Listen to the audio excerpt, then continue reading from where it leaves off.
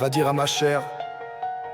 Il là-bas, tout là-bas, près de cet obscur marais de Foulques dans la lande, que je viendrai vers elle ce soir qu'elle attende, qu'au lever de la lune elle entendra mon pas.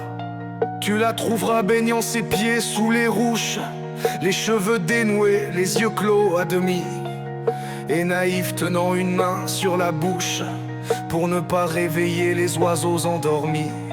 Car les marais sont tout embués de légendes, comme le ciel que l'on découvre dans ses yeux quand ils boivent la bonne lune sur la lande, ou les vents tristes qui dévalent des hauts lieux.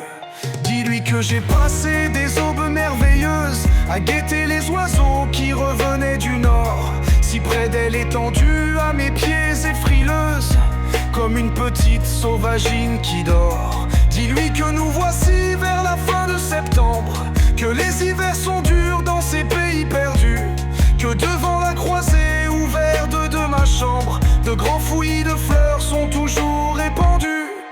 Annonce-moi comme un prophète, comme un prince, comme le fils d'un roi d'au-delà de la mer.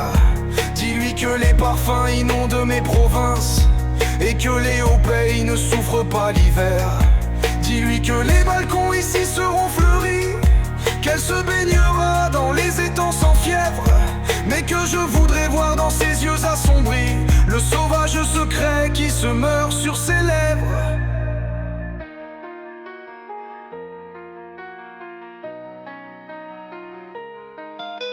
L'énigme d'un regard de pure transparence et qui brille parfois du fascinant éclair des grands initiés au jeu de connaissances et des couleurs du large sous les cieux déserts.